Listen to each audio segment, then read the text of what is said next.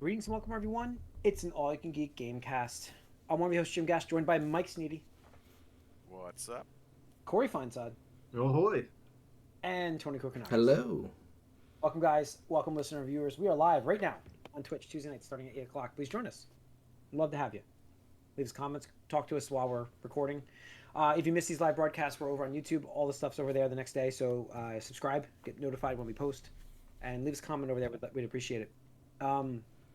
Welcome to the episode, guys. Yeah, crazy busy week for me, but I did manage to finish some video games finally. I did Plural. start some video games finally. What's Finished plural? that? No, Oh, a okay. game. Sorry. Okay. Uh, I was gonna not say, I was plural. like, what?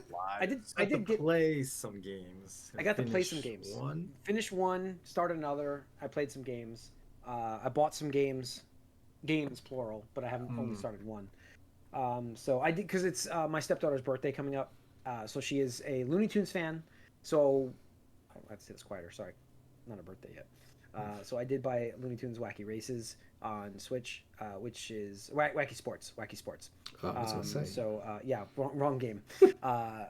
Looney Tunes Wacky Sports on Switch, which looks interesting. So I'll have some interesting opinions. I'll talk about that next week. We'll play it this weekend, I'm sure. Okay. So it looks cool. But really, what I did was I finished Star Wars Outlaws finally. And I was like, what's crazy was the conversation last week when I said I think I'm at the end. Yeah, I was 20 minutes from the end of the game. So yeah, and it's funny because I didn't even get to it until like I think it was like Friday, Thursday or night, or it was Thursday night. I got it, and I was like, I finished the game like, oh shit, like I'm like I'm done. I was that close, Jesus. Great. Overall, such a solid game. Overall, such a solid game. Enjoyed what they have as a framework of a future game, and yeah, or update for that matter. Correct, Tony?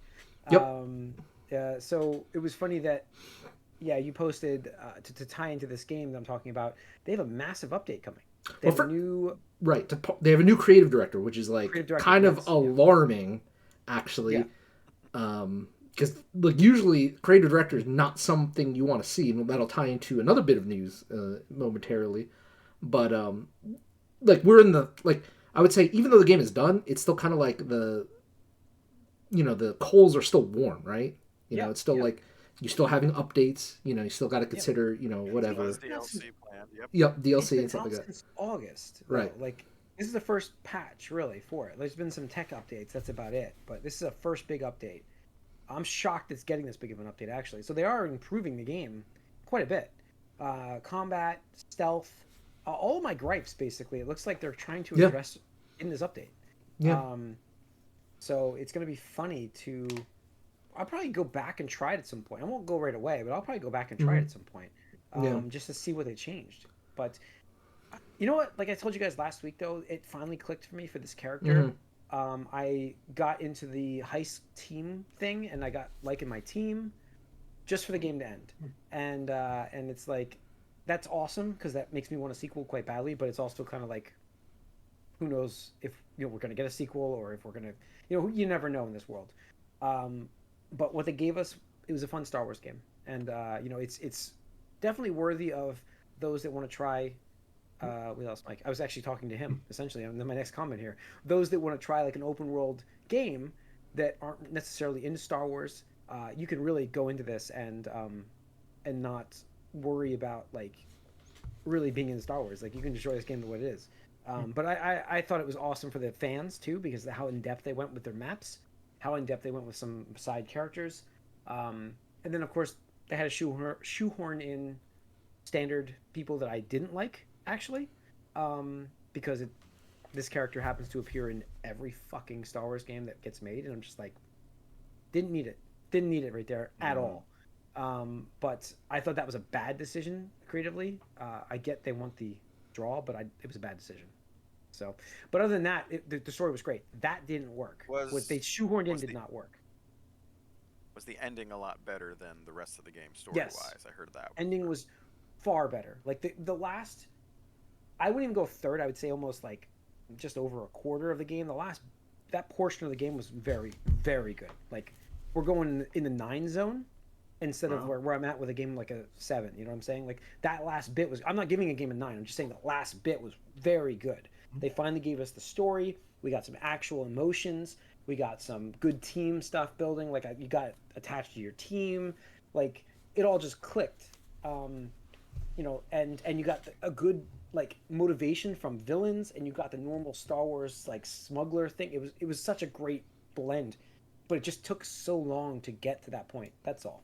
So impressive though. No, it's really good. I mean, the thing is, like, I always was interested in it because, like, again, I have a love-hate relationship with Star Wars. More right now, I'm more on the hate side, obviously, as a past year or two of Star Wars. But Dark side, yeah, dark side, obviously, yeah. But Yeah. at the end of the day, I still love the universe. I still love a lot of the characters. Even if sometimes the more I see them, the less interesting they become. But like when you get a new character, an original character, whether it's Cal or what's the name of this character? K. Okay, it's like okay, that's interesting. Like I want to learn about them versus you play as a young Obi-Wan Kenobi. And it's like. Yeah. I don't want this. I don't need to fucking see this, man. You don't need to chronicle every fucking minute, every fucking second of his life. I don't care. Yeah, I mean, this one, she's got a really tough life, but you don't understand the motivation until they bring characters back, and you're like, okay, this is the end of the game, and you're bringing me this new story here, and I'm like, where was this earlier? Because this would have been fine to put in earlier. It would have been perfectly fine. But again, I'm griping on the shoehorn character that was into it, and didn't need it. Didn't need that part. I was really annoyed. That character's been in every Star Wars game. Every Star Wars game, that character's in. I have a good idea who that must Wait, they're in this game? He's in this game. I was trying to be, That's disappointing to me. Who's in the game? Who do you think's in the game? No idea. I don't know. Mike. You should put the hood. They have fun characters from Star Wars in this game. There are some fun cameos, but then there's the cameo you're just like, and it doesn't work. It's just like, there's no reason for it. Like it doesn't fit. It doesn't fit in the story. It doesn't even pay off. It's just kind of like. Things too when you put in characters that just should be way overpowered than these random people that you're. And then I mean that's still my biggest issue with the mythos the first is cool, but it's like, Fallen Order game. Yeah. Whereas That's like it. I didn't mind. I know it you there. did. I know you did didn't. it well. No, I didn't mind it. I thought it mixed think they okay did it there. well. I think I agree with you, Mike. I think they mixed it okay. That's there. fine. That's my This feeling. I'm was like just jarring. So. you're like number one badass dude of the universe. Tony, you always talk about like you want like the separation. You want that to experience Star Wars in a different world, and you do for like this game. Yeah. No, that's fine. I'm just saying like something like that. But then like you have that. it gives a bittersweet. It's like what? Like why? Like I'm just like if you didn't include this, I would think better of the product, right?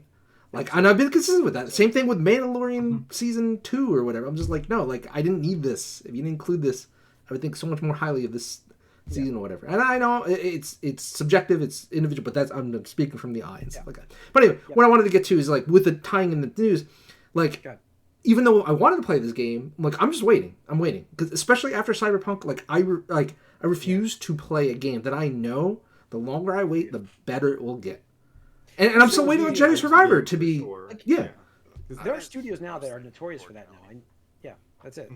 Yeah, you got like these big wide open world games. You're definitely going to want to wait on. I would say just because they can only improve. They're exactly. As long as they support it, like I'm shocked they're still going to support it like this. That's like it's great, but I'm shocked. So the thing with that actually makes me believe that we are going to get a sequel because maybe it's contractual or maybe Ubisoft's like, look, even though this wasn't as profitable, we put so much into this foundation groundwork that doing another project from scratch, from zero, would be more costly and riskier than just being like, hey, just improve everything for the sequel.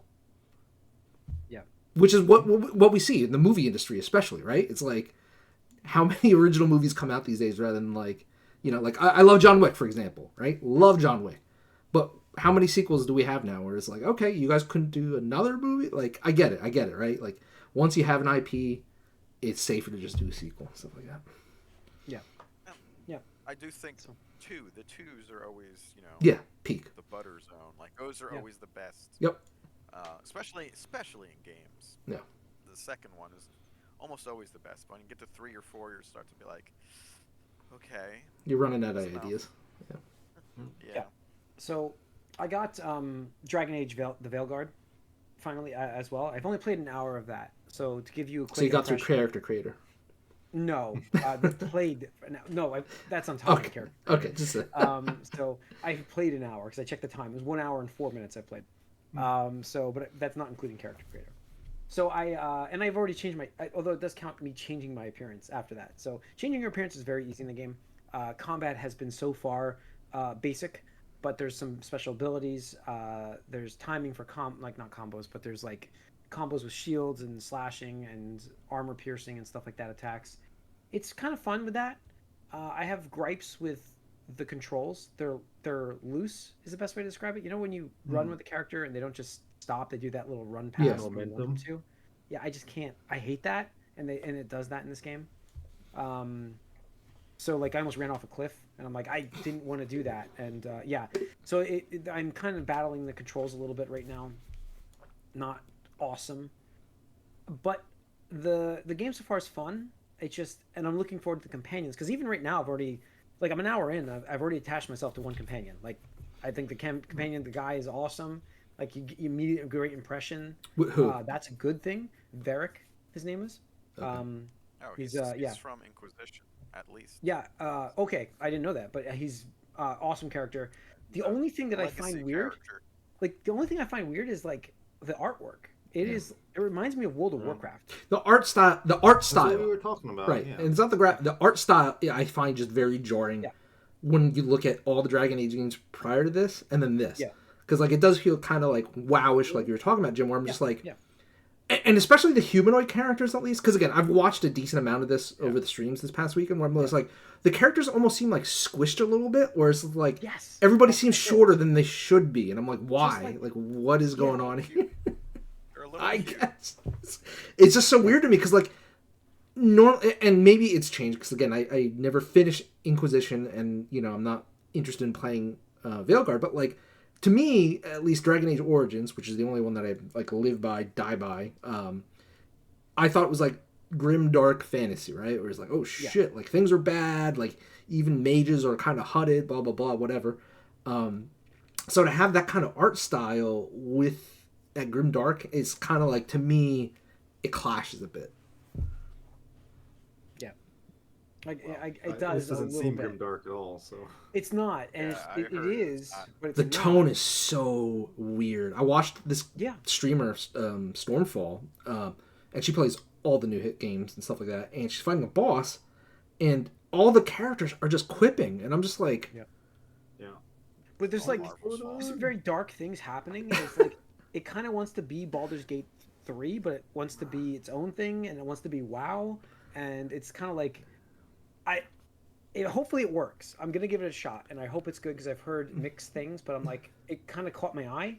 The one character seems exactly like Doctor Strange, the Necromancer, whatever. I don't know if you've met him yet. No, he seems exactly like Doctor Strange. He talks like him too. I'm like, what? I don't know. Like I said, I guess. I like the choices being back. It's got the Bioware choices back immediately, and you see the effects. Like, choices are good. I will say that. I will say on that. Your screen, the dialogue trees. And stuff. It's got it's got the dialogue trees in the middle, but then on their screen, when you make a decision, it tells you kind of like repercussions of what could be happening with that choice and what that means. I'll give you mild spoilers. I chose to have a character come with me in the beginning of the game to do something, and I chose probably not the strongest character to come with me. I just thought she was a cool character, and she got injured pretty badly, and so the story changed because she's injured pretty badly, and it says it's like you chose to have this character come with you, and now she's injured. That's what it says to me, and I'm like, oh wow. So it's the illusion of choice is back. I just hope it works, and that's what I'm hoping for. Mike, like we talk about Bioware, and I love to try to give them as many chances as I can because I loved what they gave us with Mass Effect. I understand it's a shell of the company it used to be, but I kind of always like to root for that comeback. You know what I mean? I want it, but do I expect it? No, but I want it. You know what I mean? That's what I hope.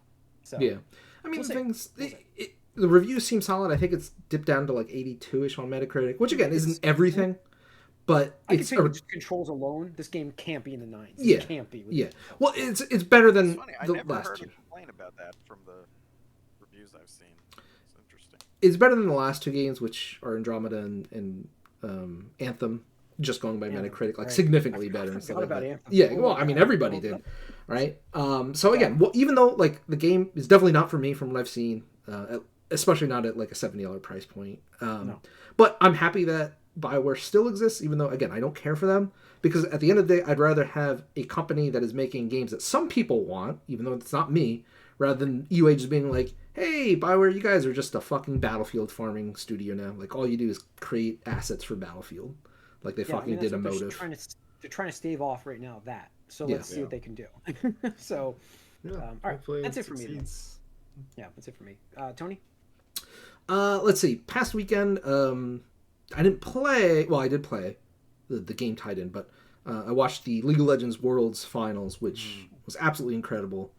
Even though I'm far removed from the competitive circuit in trying to grind ranks and stuff like that, I still like watching Worlds because seeing the best of the best play is just impressive, to say the least, because the things they do, the nuances. And what I like about that is just every season characters are changing, things are getting buffed, nerfed, etc. So it's like you really got to stay on top of your game, whereas, 1 year or another year, your champion might be on top, but, this year it's like you got to really work with what you're given and stuff like that. So my team, which probably, I guess, is the equivalent of like the Yankees or the Cowboys, or maybe not the Cowboys anymore. Maybe the Cowboys of the 90s? I forget. But, they're on top, and they barely made it to playoffs this year. But they wound up, spoiler, winning, which was good to see, because they've been the number one team 2 years in a row, and they made it to finals 3 times in a row. So that was impressive. But the thing I did play over the weekend was the Monster Hunter Wilds beta, which was awesome. That was so popular. The CCU, which is concurrent users on Steam, was gigantic. Insane. Gigantic for a demo. And I get it, because it's free, right? You don't need to pay for it. But, man, that launch is going to be impressive come February. Any other game in that period I feel bad for now, which I think... There's a lot of games coming out that period. Yeah. There's... Well, the two I'm interested in is the Pirate Yakuza game, yes, and also Kingdom Come Deliverance 2. Yeah. I mean, I think both of those are probably far away from the genre. Earlier in the month, I think. Yeah. But this is going to be just gigantic. They really streamlined a lot of the mechanics and stuff, because I've always talked about Monster Hunter being pretty obtuse, where it's like you have to invest a lot to learn the nuances. Niche. Yes. Yeah. But they've been getting better and better over the last decade or so, where it's like they're improving quality of life things, they're making things more streamlined, so it's not like, damn, okay, I gotta, grind out this thing and it's uber niche, just kind of like whatever.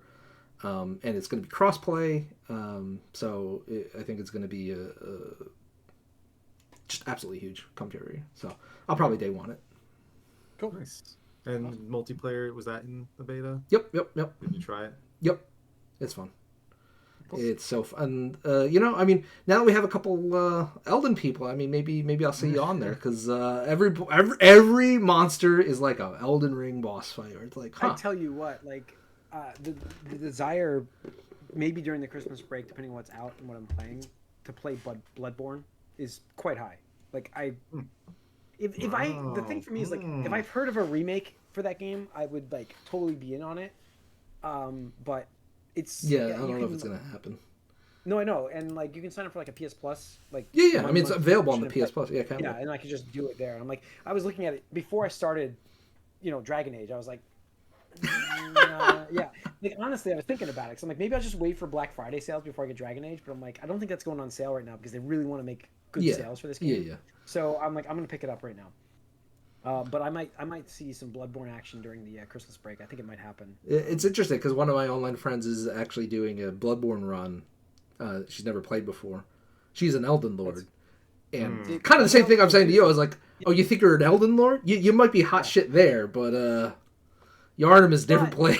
It's a different beast, literally and figuratively. But to reach the next level, like, I gotta be Goku. I gotta get through that. Yeah, no, I agree. I encourage you, Jim. Sometimes I really do. you have to go back. Yeah, you have to go back. I encourage you, but I already can see the complaints and the outraged. So just to give you an example, right? So to heal in Elden Ring, you use the Estus Flask, I believe it's called. Yes. Right? And every time you die, that gets refilled to your maximum charges and stuff like that. Yeah. That's not how it is in Bloodborne. You have an item. Can't wait for a remake. You have an item called Blood Vials, which is just Yeah. like a potion or something like that. But they are consumables. And they're gone when you consume them. So yeah, if you waste 5 of them on an attempt and you die, you're down 5. I just won't use them until I'm sure. I'll start going to battle. That's what everybody says, Jim. That's what everybody says. This is the run. I don't mind. This is the run. All of a sudden you die. Spin them all. Yep. That's the only way to get The through. worst part is when you use them then, like, even like in a battle where you're like, I'm going to win this fight. And then you screw up and you're like, okay, I'll use one now. And you're like, then you spiral. Then Yeah, you spiral. You absolutely spiral. I know exactly what is going to happen before it happens. Yeah, absolutely. And then you're going to be like, on a hot streak, you're like, oh, I'm getting better. And it's like, oh, I need to farm blood vials. And you need to take time off to go farm those and stuff like that. Yeah. Not to mention, if you die at a boss, it's not, you spawn right outside the fog gate. It's, you have maybe a minute run to the boss and hope you don't get hit, hope you don't die, you know, whatever and stuff like that. So. Yeah. We'll see. I'll give it a try. I might give it a try. I hope you do. So we'll see. All right. Mike? I have finished Black Ops 6 campaign. Oh, nice. How long? That was another option for me, too. 6 hours? Yeah. It's hard to say, maybe. It might be a little more. It depends on...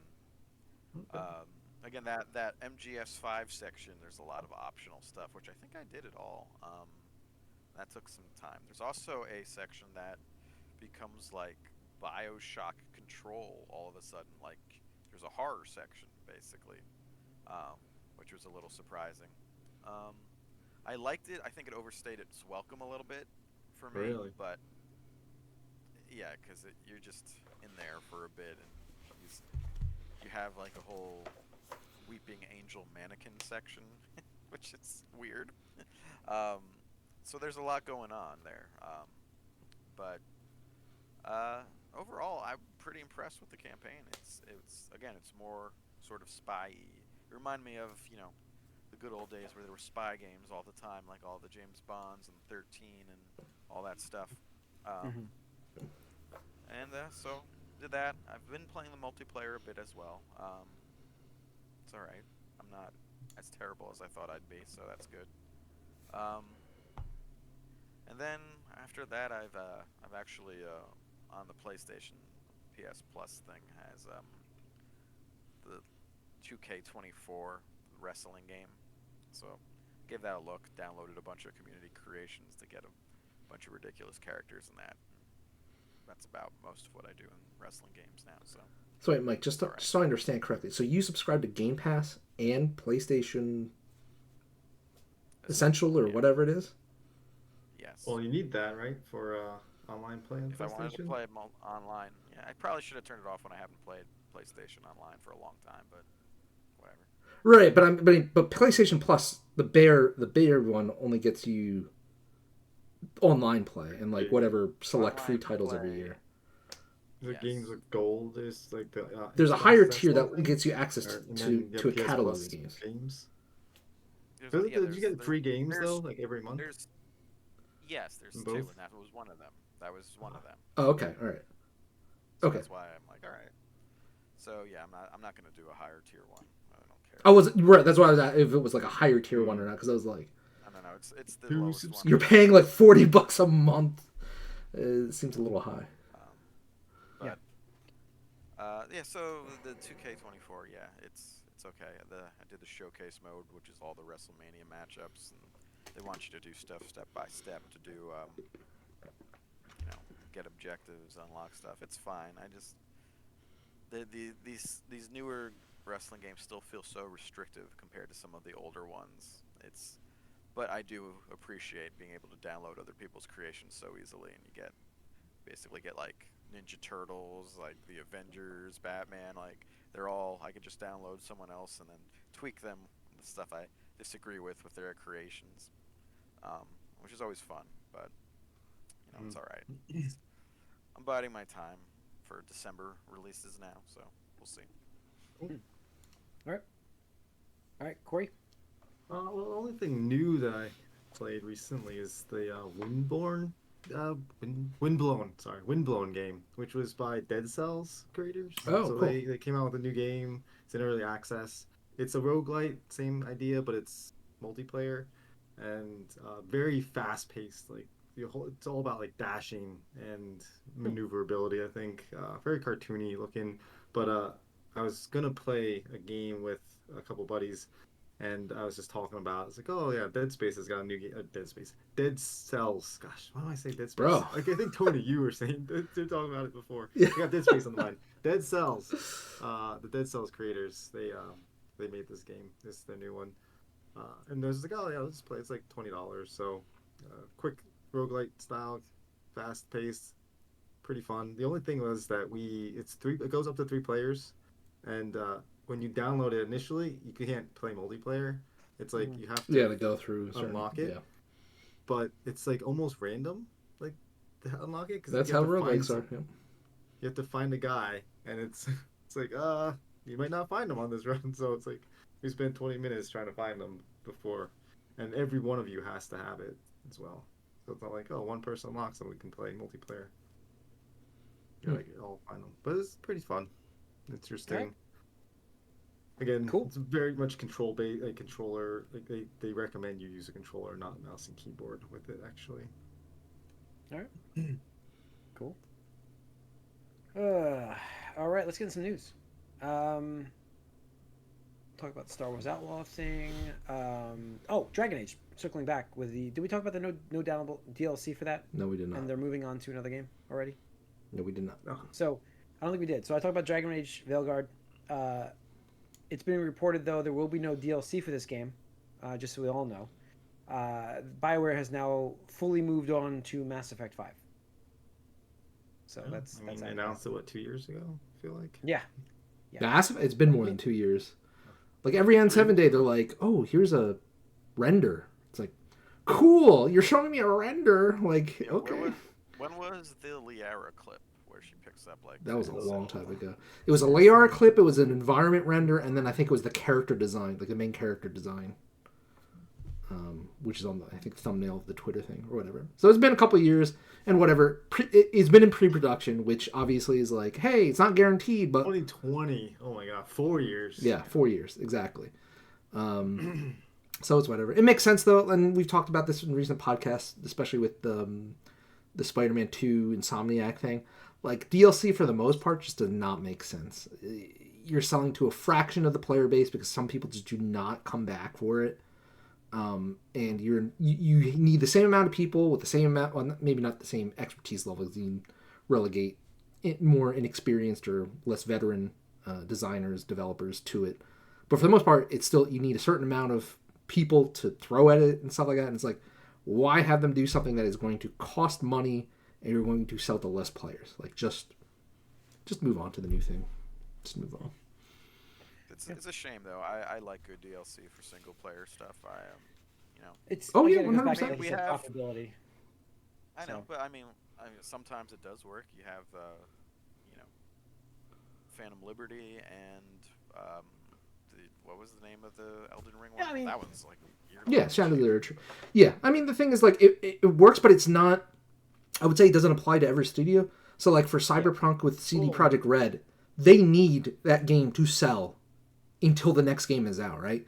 So, and I thought I mentioned that before, but again, like CD Projekt Red has 2 franchises. It's Cyberpunk and Witcher, and they just did Cyberpunk, right? So they need Cyberpunk to sell until the next Witcher game is out, and a good way to do that is to have that DLC at the 2-year halfway, whatever you want to call it, right? Where it's like, cool, this will give a boost, and they put the resources to make that a high quality game. You look at Witcher 3 and its DLC. I mean, that's. Yeah, I remember people saying, like, if DLC was eligible, like, Witcher 3 DLC could be Game of the Year, right? I remember that being a lot of the buzz that year and stuff like that. And Elden Ring, same thing. From Software, like, they pretty much only work on, like, 1 to 2 games at a time.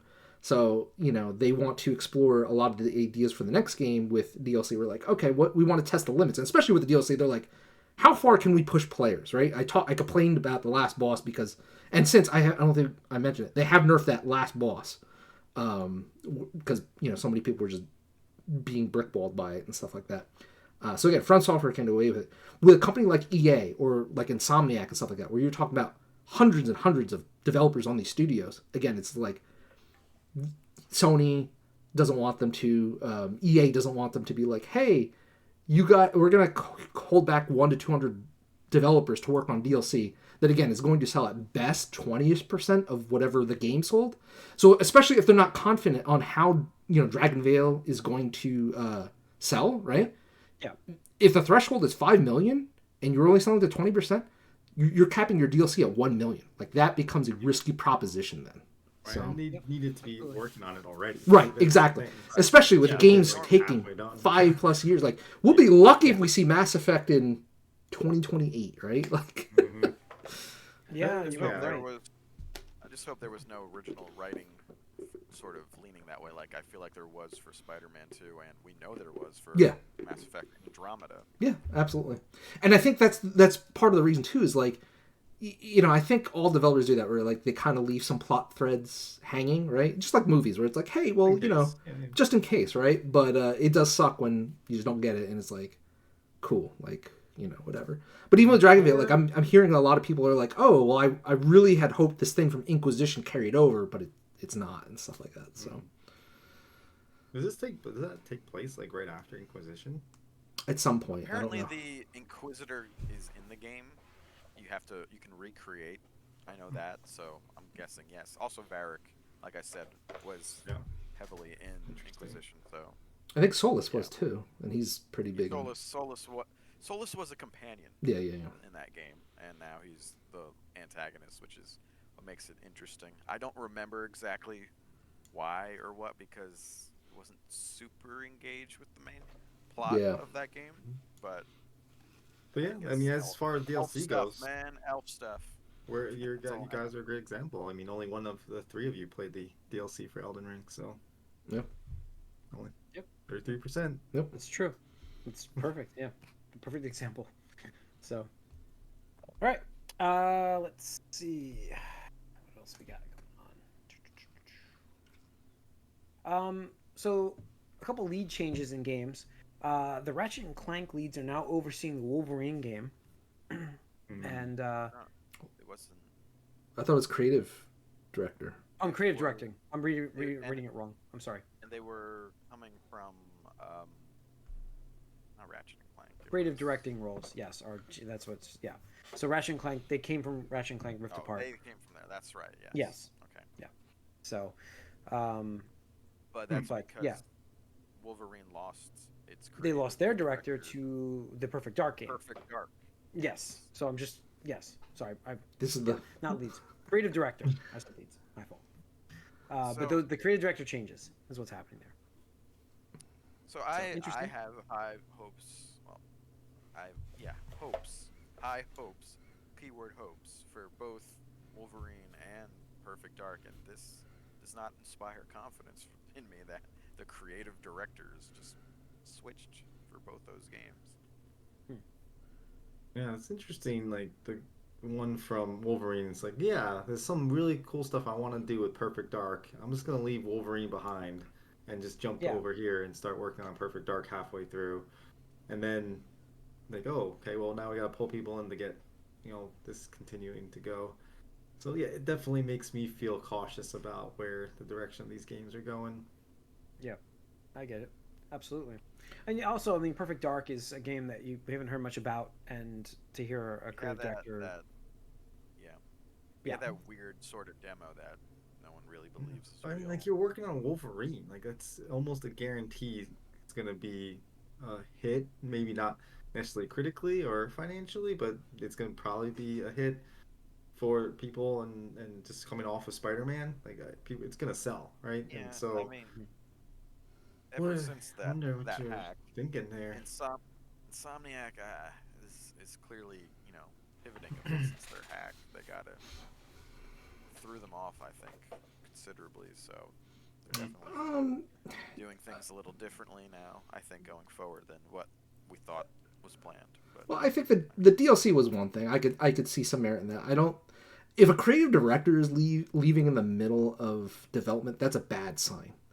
Yeah. That is a really, Absolutely. really, really bad sign. Because, I mean, you are like one of the top people on that game now, right? And for you to leave, like that has to imply usually one of two things, right? Either they're butting heads with company / studio leadership, right? Whether that's Insomniac proper or Sony, right? And it could be even anything. Marvel at this case. Right, it could be Marvel too. Absolutely. Any of those entities, right? Disney. Yeah. Yep. Or, there's trouble with development of the game, and it's like, yo, this is not worth it. I'm out, right? Because, like, my vision is not coming across for one reason or another, and I need to move on to greener pastures, which is Perfect Dark. So that, to me, spells real bad problems for Wolverine, and especially with them being in the middle of development, right? Because it should be out in another 2 years or so if we... I mean, that's another one that we've been waiting on right, for a while. we've been waiting on for a couple of years. So that, to me, is really scary. But, I mean, the third option is maybe they just suck at their job, right? But I don't know about how confident I'd be in saying that weird, though. without Like, knowing their history. Creative directors is hard to define, but to my knowledge, it's the main ideas guy that kind of signs off on if everything fits within the main, idea of what you're trying to do. So that's like, am I wrong? This one was Is that, announced like, how September it does? 2021. I mean, so the thing is, like, creative director can mean different things depending on the different studios and stuff like that. My interpretation of a creative director, and again, this could be wrong according to what was the guy's Insomnia. name? Jim? What's that? The creative director. It was Cameron Christensen. From Wolverine to Perfect Dark, that was him. Oh no, sorry. That's the creative. That's the director. I'm sorry. Smith and Daly, a formidable duo, creative director roles. Okay, so it's Smith and Daly are working on. They were from Ratchet and Clank that are moving over to Wolverine. No, who was So the person Who's that the left Wolverine guy? to... Yes, who? I don't even have a name. Oh my gosh, I'm sorry, guys. Horton. What's My God. interesting here I have his While first you're name. trying to His find last that name's name. Horton. Yeah. is it doesn't seem like a lot of overlap in any of these sort of franchises as far as what these games are either. No. I mean, the thing is, like, you can go Ryan from Horton.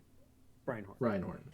You can go from genre to genre. Like, when you're talking about, like, a lead top thing, it's more so, like, how to get a game finished, right? Because, as we've talked about, especially with Jason Schreier's book on Blizzard coming out, like, getting a game finished is almost in itself a miracle, especially if it's a good game, right?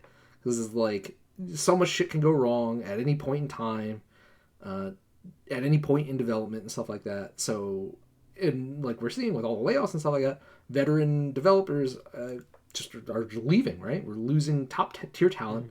And actually, something else I wanted to talk about. But when you have people that have led projects and to finish them, right, it's valuable. Like, you could take somebody that's like, hey, I know how to finish a game, I know how to lead a team, blah, blah, blah. All right, well, you're going from Ratchet and Clank to Wolverine. It's like, okay, like, sure, it's not the same genre, but it's like, okay, all I need to do is...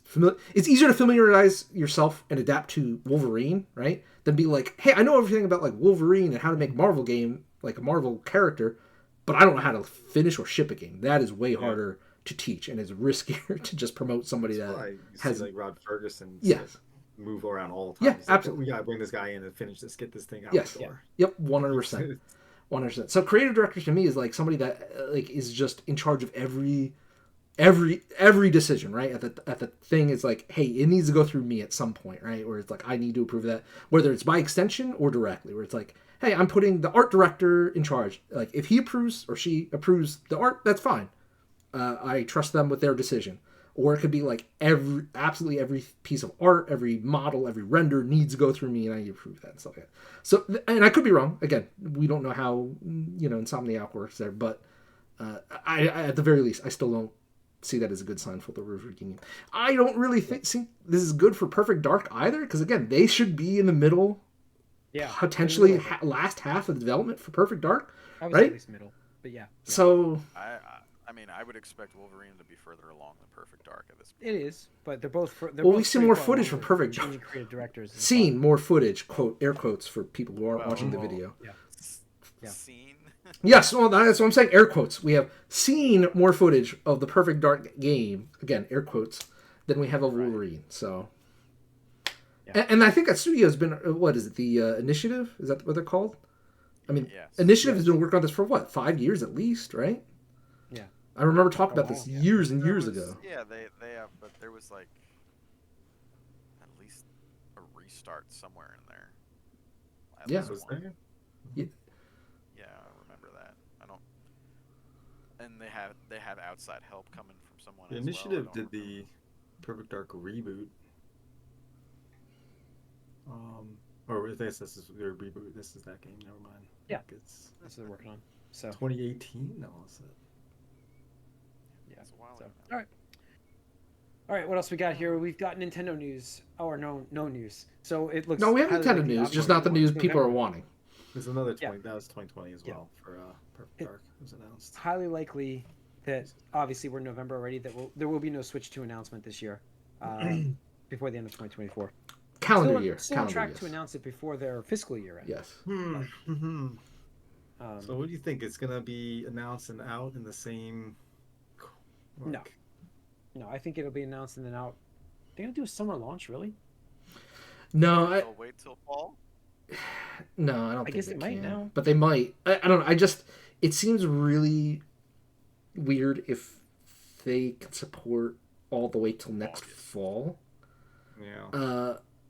I am still banking on a January, like first week of January reveal and then April launch, right? It's a quick turnaround time, but honestly, like with a marketing blitz of a successful system, like you don't really need that much, right? Like a PlayStation, it's like, hey, PlayStation 6 is coming. You don't really need to draw it out for 6-9 months anymore, right? It's like, hey, we have a new thing. You look at Apple. Apple unveils a new iPhone because they've trained their customers to expect it every fall, right? And it's like, hey, it's out in 2 weeks. Go get it, right? So I think it kind of sold itself. Everyone knows this is coming. Yeah. So it's not, well, everyone. Most. It's not. See, the thing is with Nintendo, there's so many. It tries for those families and all these parents and small children. It's not really everyone they're going for. These everyone's who would know. So it does kind of matter to them because they have to get that outside, or they're going for the fringes a little bit more than I think the other things. So it will matter to some people. Sure. And a fair amount of their target demographic, I would say. But well, I think of us core gamers know it's coming. Well, yeah, core gamers know it's coming, and I would argue, especially after the PlayStation 5 and Xbox Series launches, you can rely on your dedicated hardcore fan base to show up for launch, right?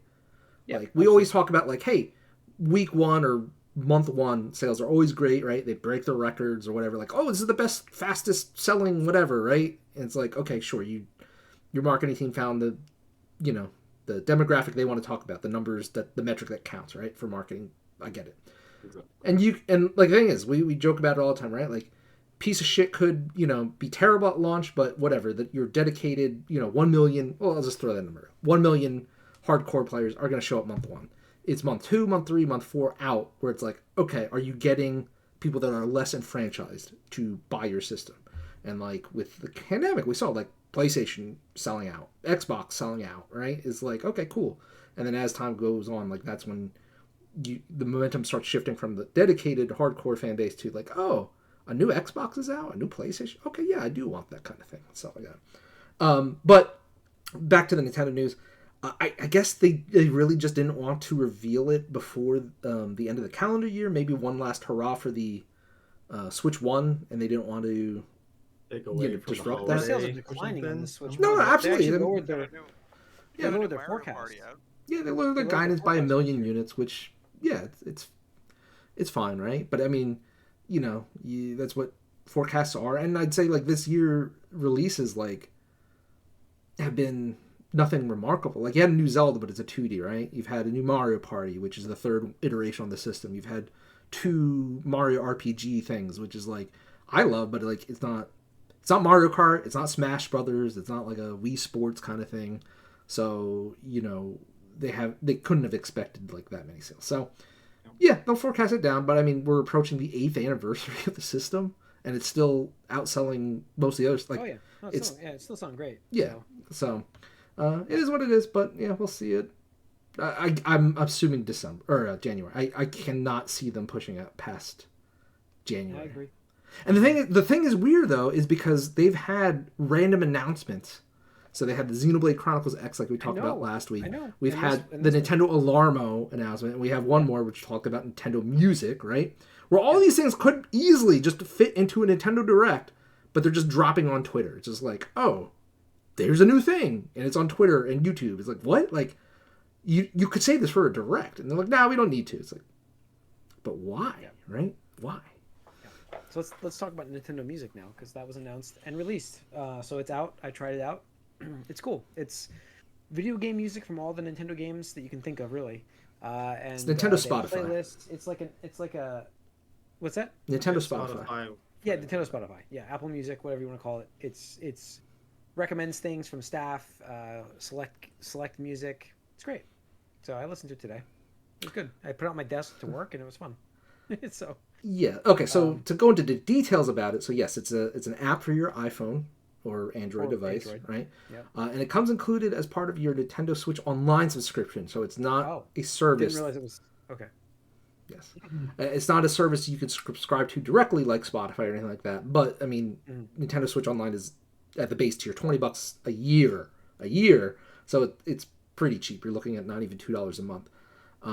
And I think it's really cool because Nintendo is one of the studios that has been not willing to commit their soundtracks to Spotify. I know a lot are, but with Spotify just being horrible for musicians and artists, and I can't imagine it's really much better for entire companies like this, Nintendo is like, hey, we could put this up on our own thing and add more value for our subscription service at no extra cost for subscribers, which I think is pretty cool because it's like, prior to this, it's like, oh, I have to go to YouTube and be like, oh, I want to listen to Metroid Prime OST, and it's just some dude or woman that uploaded the entire soundtrack to YouTube. It's like, and like, who knows how questionable that quality is and stuff like that, right? Right. And or you need on Spotify, you can get people covering these songs. Yes. Basically. Yes, exactly, and stuff like that. But it's really cool. The one thing, and there's some really fun parts about it that like make it like a Nintendo twist, right? We always talk about like a gimmick or something like that. So there are two things which I think are really cool. Like you can extend any soundtrack to like 15 minutes, 30 minutes, or an hour. So it's like there are some tracks which are so catchy, and I'll just cite specifically the Wii Shop music is just rent free in my head. Is one of the goated soundtracks of all time. And I could be like, I want to listen to this for an hour while I do whatever, right? And I could do that. Because, again, previously I'd have to be like, oh, I have to find, like, Wii Shop Music Extended, like, hour edition on YouTube and just, like, play that and have it on.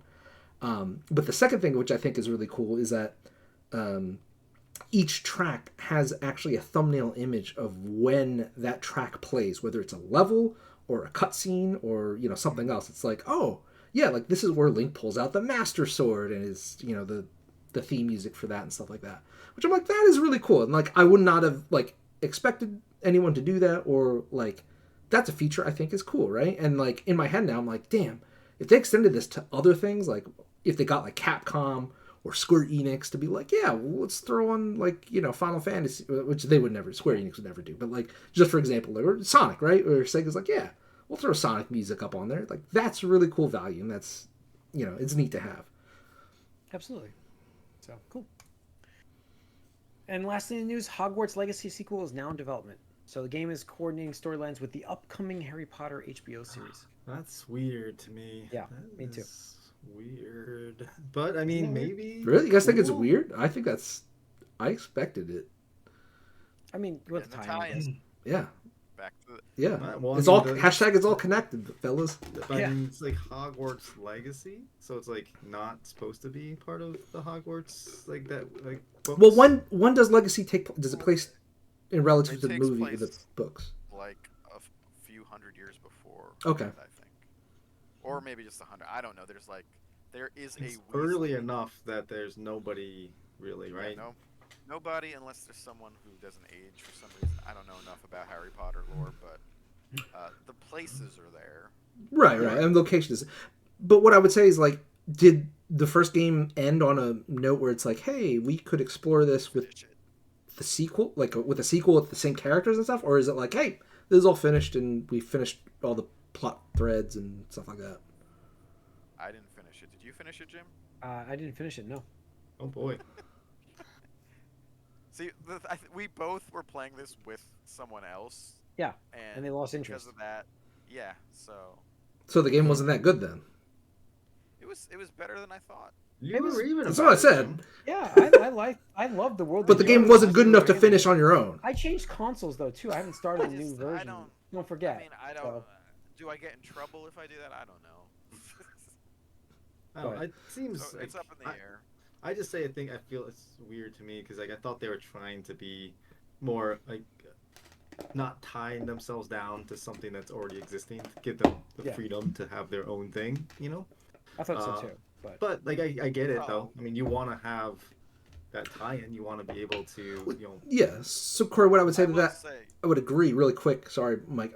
I would agree with that, but Zaslav comes in and is like, hey, we need to make sure that the show is a hit. So you guys need to fucking talk to each good other. old HBO, Yep. HBO, good old WB, doing their WB things. So yeah, sure, makes sense. no, I mean the game might not have any characters per se from like the movies or books, but it's definitely a nostalgia bait thing. Like, I mean, I could see like, where my, like my maybe wife is there, she's just like, oh, that's where this character died, or oh, you better go to this store, or like, and it's all there. That's what it was kind of for. It's a little bit of a Harry Potter tourist attraction. Oh, sure. And that's why I guess what could be cool is like maybe something in the game you do and then in the show they reference that or vice versa or something. It's like, oh, I just this was something that so and so left here for blah blah and you did that in the game.